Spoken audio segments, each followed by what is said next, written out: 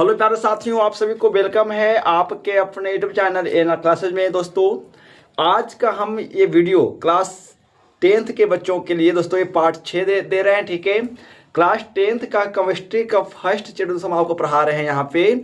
और हमने अभी तक 5 पार्ट आपको दोस्तों दे चुके हैं फर्स्ट चैप्टर का। ठीक है, ये छठा पार्ट होने वाला है और आशा करेंगे दोस्तों हम सब यहाँ पे कि इसी पार्ट में इस पूरे पार्ट को समाप्त कर दें। ठीक है, तो दोस्तों हम सब अभी तक क्या पढ़ा रहे हैं आपको, तो 2026 के बच्चों के लिए मंजिल बैच ये आपको दे रहे हैं।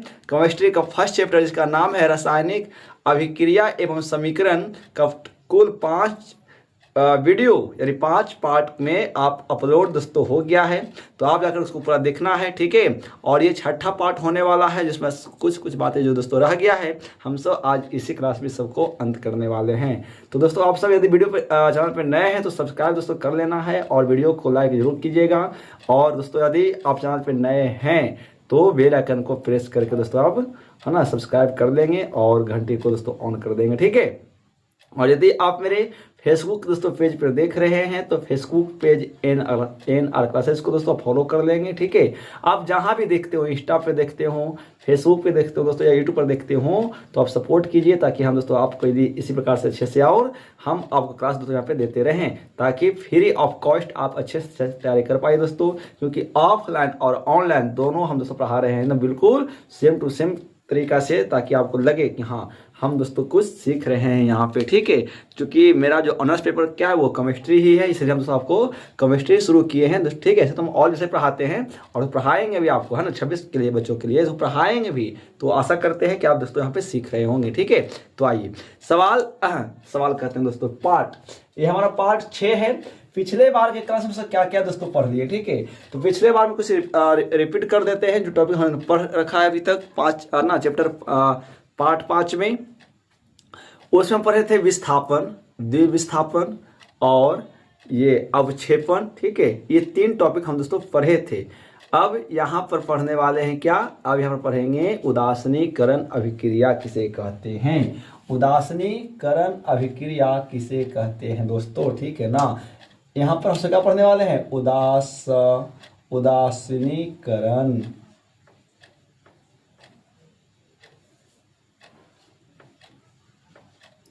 उदासीनीकरण अभिक्रिया किसे कहते हैं। ये सवाल बहुत बार दोस्तों एग्जाम में पूछा जाता है। ठीक है ना, कि उदासीनीकरण अभिक्रिया किसे कहते हैं। तो याद रखिएगा, वैसा अभिक्रिया जिसमें अम्ल और भस्म अभिक्रिया करके लवण और जल का निर्माण करता है तो हम सब उसे क्या कहते हैं जी, तो हम सब उसे उदासीनीकरण अभिक्रिया कहते हैं दोस्तों। ठीक है, यानी उदासीनीकरण अभिक्रिया का ढांचा क्या होगा, तो ढांचा से आप किसी भी अभिक्रिया का परिभाषा को याद रख सकते हैं। जब अम्ल और भस्म जब आपस में अभिक्रिया करके लवण और जल का निर्माण करता है तो हम सब उसे उदासीनीकरण अभिक्रिया कहते हैं। ये इसका जो ढांचा है कि जब अम्ल और भस्म अभिक्रिया करके लवण और जल का निर्माण करता है तो उसे क्या कहते हैं, उदासीनीकरण अभिक्रिया कहते हैं। जैसे एग्जाम्पल की बात करें, HCl हमारा क्या है दोस्तों, HCl हमारा है अम्ल। जब HCl को हम सब यहाँ पे है ना NaOH यानी सोडियम हाइड्रोक्साइड से जब अभिक्रिया कराएंगे तो बनाएगा क्या चीज, ये बनाएगा NaCl और दोस्तों साथ में क्या बनाने वाला है H2O। तो HCl अम्ल है, NaOH दोस्तों भस्म है। भस्म हम सब कैसे पढ़ेंगे, ये पार्ट हम सब चैप्टर 2 में पढ़ने वाले हैं अच्छा तरीका से, क्योंकि चैप्टर 2 में टॉपिक का पार्ट का नाम ही क्या है, अम्ल भस्म और लवण है। तो हम सब यहाँ पर सब कुछ समझेंगे है ना पार्ट 2 में कि अम्ल क्या है दोस्तों, भस्म क्या है और लवण क्या है। बट अभी यहाँ पे हमें अभिक्रिया के बारे में पढ़ना है तो हम सब यहाँ पे केवल अभी अभिक्रिया के बारे में ही समझेंगे। ठीक है, अम्ल भस्म लवण क्या है सब पार्ट 2 में पढ़ने वाले हैं। या दोस्तों हम पढ़ा रखे हैं पहले से, ठीक ना, आप देख सकते हैं जाकर वहाँ पे। तो ये हो गया भस्म, और जब दोनों अभिक्रिया किया तो बनाया NaCl। NaCl को क्या कहते हैं, नमक, और नमक ही आपका क्या है लवण कहलाएगा। और ये H2 क्या है, ये H2 आपका जल है। तो हम सब इस प्रकार की अभिक्रिया को क्या कहने वाले हैं? तो हम सब दोस्तों यहाँ पर इस प्रकार की अभिक्रिया को उदासीनीकरण अभिक्रिया कहते हैं। आप जब परिभाषा लिखेंगे ना तो उसका एक एक दोस्तों आपको एग्जाम्पल दीजिएगा, बहुत आपको नंबर दोस्तों नहीं कटने वाला है, ठीक है ना। यदि आप किसी अभिक्रिया के बारे में पूछा, यदि आप उस अभिक्रिया का परिभाषा दे दिए यहाँ पे, और उस अभिक्रिया का परिभाषा देने के बाद यदि दोस्तों उसको आप एक एग्जाम्पल भी दे देंगे साथ में, तो आपका पूरा नंबर मिलने का चांस रहता है। नंबर आपको दोस्तों नहीं कट सकता है, इतना याद रखना है, ठीक है। चलिए, तो ये क्या हो गया? ये हो गया उदासीनीकरण अभिक्रिया दोस्तों। अब यहाँ पे अगला जो अभिक्रिया पढ़ने वाले हैं वो पढ़ेंगे ऑक्सीकरण अभिक्रिया और अवकरण अभिक्रिया, ठीक है। अगला सब क्या पढ़ने वाले हैं जी? हम सब दोस्तों अगला पढ़ने वाले हैं ऑक्सीकरण और अवकरण अभिक्रिया। तो आइए समझते हैं बात को।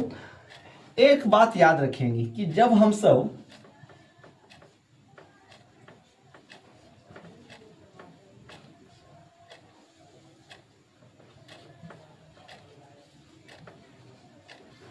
पढ़ेंगे ऑक्सीकरण अभिक्रिया, तो एनसीईआरटी की जब किताब खोलिएगा ना तो ऑक्सीकरण अभिक्रिया को ना पता है हम सब उपचयन अभिक्रिया भी कहते हैं। क्या कहते हैं? उपचयन अभिक्रिया भी कहते हैं। दोनों नाम याद रखिएगा। हो सकता है कि बोर्ड में ये नाम ना देकर ये नाम पूछ देगा, है ना जी। तो ऑक्सीकरण अभिक्रिया को सब क्या बोलते हैं? उपचयन अभिक्रिया। और एक होता है अनॉक्सीकरण, या इसको बोलते हैं अवकरण,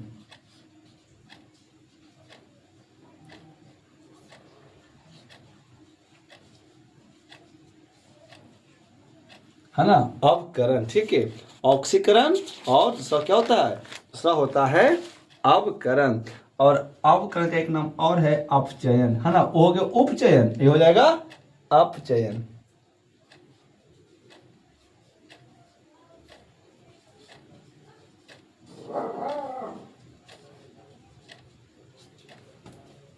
ठीक है। तो एक बात याद रखेंगे दोस्तों कि जब हम कहीं पर भी ऑक्सीकरण अभिक्रिया और अवकरण अभिक्रिया पढ़ेंगे ना तो एक बात हमेशा याद रखिएगा, कभी भी केमिस्ट्री में ना तो केवल ऑक्सीकरण हो सकता है, ना दोस्तों कभी केवल अवकरण हो सकता है। यानी जब भी केमिस्ट्री में ऑक्सीकरण और अवकरण की बात आएगी ना तो हमेशा बात को ये याद रखिएगा कि जब ऑक्सीकरण होगा तो साथ में अवकरण भी दोस्तों होगा, और जब अवकरण होगा तो साथ में क्या होगा? ऑक्सीकरण भी होगा। कहने का मतलब यह है कि जब ऑक्सीकरण अभिक्रिया पढ़ेंगे तो उसी के साथ में पढ़ेंगे अवकरण अभिक्रिया, क्योंकि दोस्तों ऑक्सीकरण और अवकरण अभिक्रिया हमेशा दोनों एक साथ साथ होता है। ये कभी सिंगल नहीं हो सकता है, कभी अकेले दोस्तों नहीं हो सकता है कि ऑक्सीकरण हो और अवकरण ना हो, और अवकरण हो और ऑक्सीकरण दोस्तों ना हो। तो ये याद आपको रखना है कि जब भी ऑक्सीकरण अभिक्रिया होगा तो वहां पर साथ में अवकरण भी होगा, और जब अवकरण भी होगा तो दोस्तों साथ में क्या होगा? साथ में ऑक्सीकरण भी होगा, ठीक है ना। दूसरी बात, ऑक्सीकरण को बोलते हैं उपचयन, अवकरण को बोलते हैं अपचयन। तो आप समझिए ध्यान से दोस्तों, जब हम ऑक्सीकरण की बात करेंगे दोस्तों, ठीक है ना, तो देखिए ऑक्सीकरण में क्या होता है? वैसा अभिक्रिया जिसमें ऑक्सीजन की वृद्धि, ऑक्सीजन की वृद्धि और हाइड्रोजन की कमी होता है, ठीक है ना। यानी वैसा अभिक्रिया जो ऑक्सीजन को ग्रहण करता है और हाइड्रोजन को त्याग करता है, तो हम सब उसे क्या बोलेंगे? ऑक्सीकरण अभिक्रिया बढ़ते हैं, ठीक है ना। और जब हम यहाँ पर अवकरण की दोस्तों बात करेंगे तो इसमें क्या होगा? इसमें होगा O2 की कमी, O2 की कमी मतलब O2 घटेगा दोस्तों, H2 की ये वृद्धि होगा, ठीक है ना। H2 की क्या होगी? यहाँ पे वृद्धि होगी। तो वैसा अभिक्रिया जिसमें ऑक्सीजन की वृद्धि और हाइड्रोजन की कमी होती है तो उसको बोलेंगे ऑक्सीकरण अभिक्रिया।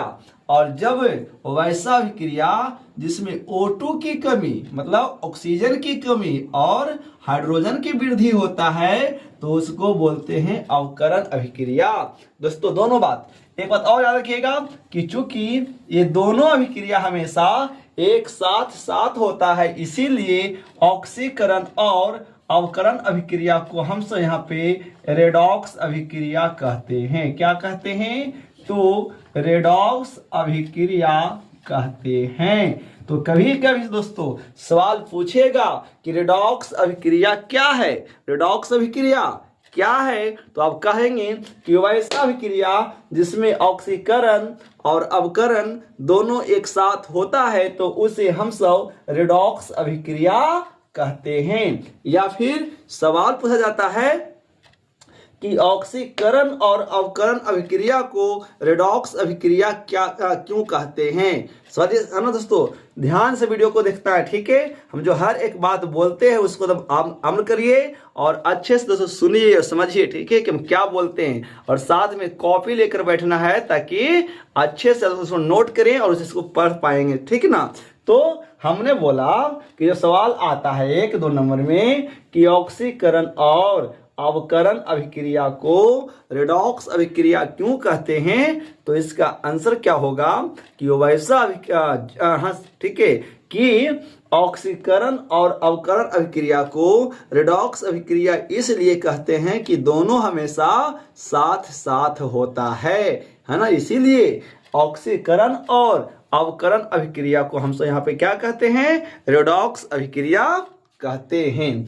अब हम इस दोनों अभिक्रिया को ना हम एक एग्जाम्पल से समझने का प्रयास करते हैं, ठीक। जैसे क्या दोस्तों, जैसे है CuO यानी कॉपर है ऑक्साइड, कॉपर और ऑक्साइड, ठीक है। कॉपर ऑक्साइड जब अभिक्रिया करेगा हाइड्रोजन के साथ तो बनाएगा वो क्या बनाएगा? कॉपर, और साथ में बनाएगा दोस्तों जल, ठीक है ना। अब एक बात बताइए, हमें ऊपर से देखा जाए तो देखिए ये हाइड्रोजन जो है ना, वो किसके साथ अभिक्रिया कर रहा है दोस्तों? तो ये कर रहा है ऑक्सीजन के साथ। तो स्पष्ट बात है कि इसमें किसकी वृद्धि हो रही है? तो इसमें ऑक्सीजन की वृद्धि हो रही है। तो यहाँ पे ये क्या हो जाएगा? यहाँ पे ये हो जाएगा ऑक्सीकरण। यहाँ पे क्या हो जाएगा दोस्तों? ऑक्सीकरण।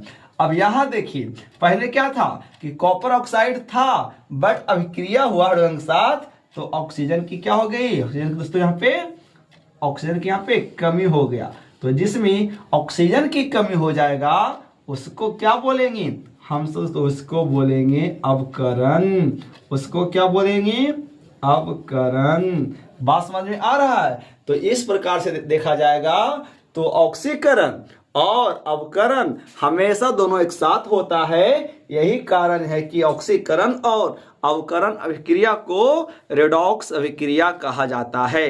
बात समझ में आता दोस्तों? आ रहा है आप सबको? ठीक है।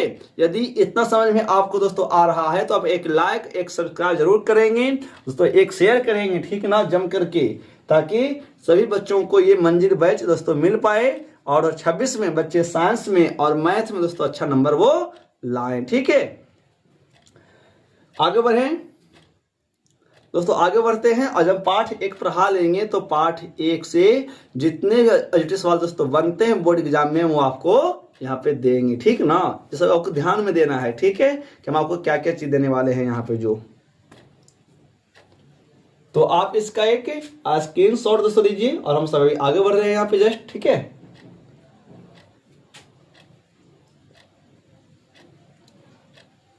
चलिए जी, तो अब इसके दोस्तों आगे जो पढ़ेंगे क्या, एक अभिक्रिया और पढ़ लेते हैं क्या साथ में, पता है ऐसे कभी कभी पूछता है कि ऑक्सीकरण अभिक्रिया का जीवन में उपयोग, है ना। इसी से एक और टॉपिक दिया गया है कि ऑक्सीकरण अभिक्रिया का जीवन में क्या क्या उपयोग है, वो बात को समझते हैं, ठीक है। चलिए आइए पता करते हैं बड़ा टॉपिक।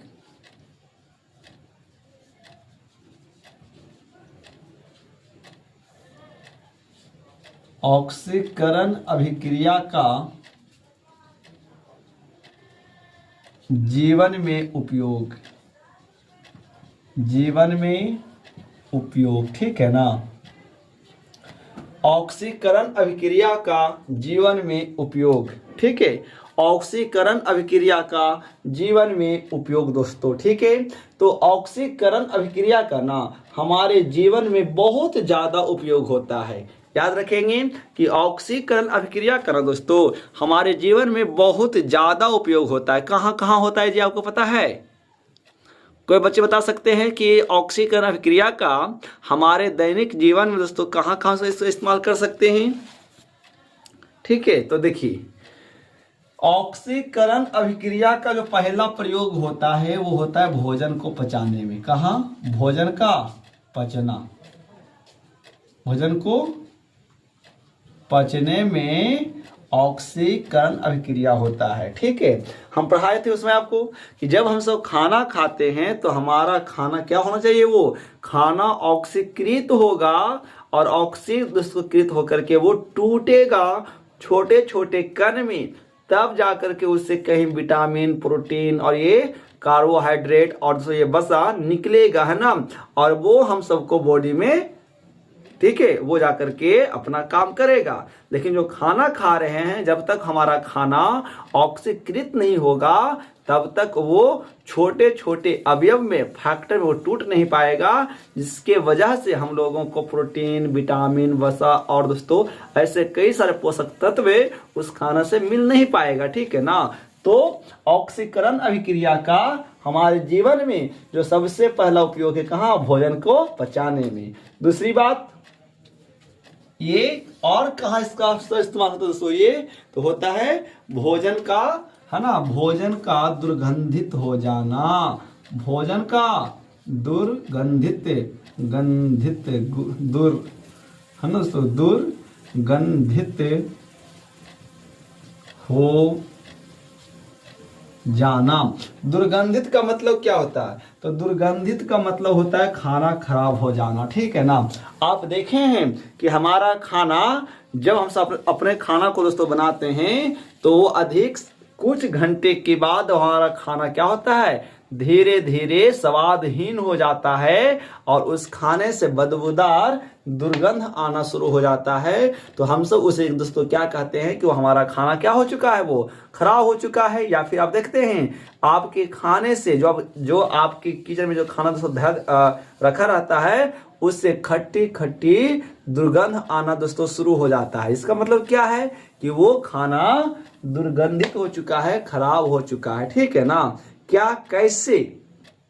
और एक बात और क्या है कि जितने भी चीनी वाले दोस्तों जो भोज्य पदार्थ है वो और भोज्य पदार्थ की अपेक्षा थोड़ा सा दोस्तों लेट से खराब होता है। खराब तो वो भी होता है, ऐसी बात नहीं है, खराब वो भी होता है, लेकिन वो थोड़ा सा दोस्तों लेट से खराब होता है। क्यों? तो पता है, यदि हम चलिए मान के यदि कोई एक दोस्तों एक मिठाई है, ठीक है, और मिठाई के चारों ओर क्या है? चीनी का आवरण है। तो चीनी का आवरण क्या करता है कि ऑक्सीजन को सीधे, है ना, इस भोज्य पदार्थ के संपर्क में दोस्तों आने नहीं देता है, जिसके कारण से हमारा खाना ऑक्सीकृत नहीं होता है और अपना ये अपने समाज में कोई बदलाव नहीं कर पाता दोस्तों। इसके विपरीत जब कोई है ना तेलीय पदार्थ है या कोई दोस्तों बसा वाला पदार्थ है, जब हम उसे खुले जगह में रख देते हैं, जब खुले स्थान पे दोस्तों रख देते हैं तो वो सीधे ऑक्सीजन के संपर्क में आता है और वो धीरे धीरे वो भोज्य पदार्थ क्या होता है? वो ऑक्सीकृत हो जाता है, जिसके वजह से उस खाने से दुर्गंधित स्वाद आना या सुगंध दोस्तों आना शुरू हो जाता है और ये वस्तु हमारा क्या होता है? खराब हो जाता है। ठीक है ना, तो इस प्रकार से ऑक्सीकरण का हमारे दैनिक जीवन दोस्तों बहुत सारा उपयोग है। अब है कि सर जब हमारा भोजन दुर्गंधित हो जाता है ऑक्सीजन की वजह से, तो हम सब इसको रोकने का क्या उपाय कर सकते हैं? ठीक है, तो इसीलिए इसके लिए हमको एक टॉपिक पढ़ना पड़ेगा दोस्तों, और टॉपिक का नाम है विकृति गंधता। ठीक है, तो आइए हम सब अगला जो टॉपिक पढ़ेंगे वो पढ़ेंगे क्या? विकृति गंधता क्या होता है। ठीक है ना, विकृति गंधता क्या होता है वो समझिए।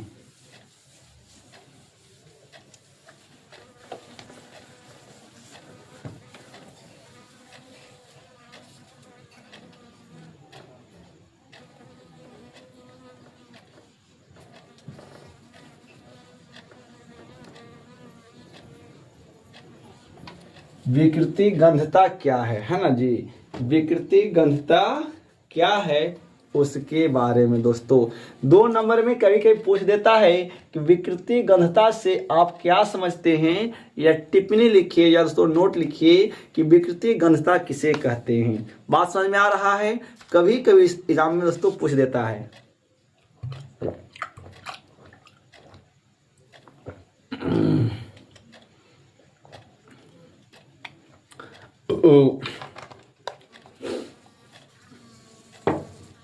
तो कभी कभी पूछ देता है किसके बारे में, विकृति गंधता के बारे में, कि विकृति गंधता किसे कहते हैं। ठीक है ना, तो याद रखिएगा कि जब है ना भोजन में उपस्थित, ठीक है, वसा या तेल जब ऑक्सीजन के संपर्क में आता है, याद रखिएगा हम बता रहे हैं किसके बारे में दोस्तों, हम आपको बता रहे हैं विकृति गंधता के बारे में। ठीक है ना, कि विकृति गंधता क्या है, तो सुनेंगे ध्यान से। भोजन में उपस्थित वसा या तेल जब ऑक्सीजन के संपर्क में आता है तो भोजन का स्वाद धीरे धीरे क्या होता है, दुर्गंधित हो जाता है, मतलब भोजन का स्वाद धीरे धीरे खराब होना शुरू हो जाता है। तो हम सब इसे क्या कहते हैं, विकृति गंधता कहते हैं। ठीक है, कि भोजन में उपस्थित वसा या तेल जैसे ही ऑक्सीजन के संपर्क में दोस्तों आता है तो उसके कारण से क्या होता है कि भोजन का स्वाद धीरे धीरे बदलना शुरू हो जाता है, या भोजन का स्वाद धीरे धीरे दुर्गंधित होना शुरू हो जाता है। तो हम सब इस घटना को ही क्या कहते हैं, विकृति गंधता दोस्तों कहते हैं। या 100 बात में कह सकते हैं एक बात कि जब हमारा भोजन खराब हो जाता है तो इस घटना को क्या कहते हैं, विकृति गंधता। मतलब भोजन का, हमारे भोज पदार्थ का खराब हो जाना ही क्या है, विकृति गंधता है। ठीक है ना, तो अब है क्या कि इस विकृति गंधता से बचने का क्या उपाय है, हम सब ऐसा कौन सा उपाय करेंगे जिसके वजह से हमारा भोज पदार्थ खराब दोस्तों नहीं होगा। ठीक है ना, तो ऐसे कई सारे उपाय हैं जिससे हम जिसके कारण से हम अपने विकृति गंधता को रोक सकते हैं। तो क्या बनाएंगे, सवाल बनाएंगे क्या, विकृति गंधता को रोकने का उपाय। विकृति गंधता को रोकने का उपाय। ठीक है ना, विकृति गंधता को रोकने का दोस्तों उपाय है ना जी। तो क्या बोल सकते हैं, विकृति गंधता को रोकने का निम्नलिखित उपाय है। क्या क्या देखेंगे, पहला तो हम अपने भोज पदार्थ को दोस्तों कुछ समय तक, है ना, कुछ समय तक क्या करेंगे, रेफ्रिजरेटर यानी फ्रिज में रख देंगे, ताकि हमारा भोज पदार्थ सीधे ऑक्सीजन के संपर्क में ना आए और हमारा भोजन विकृति गंधता से दोस्तों बच जाए। पहली बात, लेकिन आप एक बात याद रखेंगे मेरे साथी, यदि आप अपने भोज पदार्थ को फ्रिज में रखते हैं तो लंबे समय तक उसको नहीं रखना है, और तुरंतम निकाल करके फ्रिज में रखे हुए भोज पदार्थ को तो उसे निकाल करके तुरंतम सेवन नहीं करना चाहिए, वो आपके लिए नुकसानदेह भी हो सकता है। ठीक है, जैसे हम अपने फ्रिज में क्या किए, दाल भात दोस्तों रख दिए हम। ठीक है, अब वो दाल भात हम कहीं से आए और हमको भूख लगा हुआ था, सीधे निकाले फ्रिज से और खाना दोस्तों स्टार्ट कर दिए, तो वो भी आपके लिए है ना दोस्तों क्या हो सकता है, नुकसानदेह हो सकता है। हाँ, उस चीज को खाइए, निकाल दीजिए, 5-10 मिनट तक इसको आप ठंडा होने दीजिए ना, जो ठंडा है उसको अपना नॉर्मल जो है टेम्परेचर उसके रूप में आने दीजिए और फिर उसका सेवन कीजिए, तो वो भोज पदार्थ आपको थोड़ा सा दोस्तों कम नुकसान करेगा। ठीक है, तो विकृति गंधता से जो बचने का उपाय क्या है कि भोज पदार्थ को या भोजन को रेफ्रिजरेटर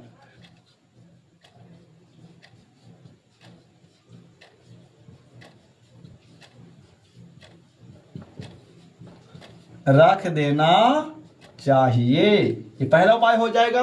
सवाल करके पूछेगा 2 नंबर में कि विकृति गंधता को रोकने का क्या उपाय। ठीक है ना, फिर दूसरा उपाय क्या है कि वसा युक्त भोज पदार्थ, जितने भी वसा युक्त भोज पदार्थ हैं, जिस भोज पदार्थ में वसा की मात्रा ज्यादा है दोस्तों, उस भोज पदार्थ में एक विशेष प्रकार का पदार्थ मिला देते हैं जो भोजन का ऑक्सीकरण जिससे क्या होता है, कम हो जाता है। ठीक है ना, याद रखिएगा, जिस पदार्थ को मिलाने से हमारा भोजन सुरक्षित होता है दोस्तों, उस पदार्थ को क्या कहते हैं? एंटीऑक्सीडेंट कहते हैं। याद रखिएगा, ठीक है ना। तो फर्स्ट उपाय क्या है? हम अपने खाना को क्या करेंगे? रख देंगे रेफ्रिजरेटर में।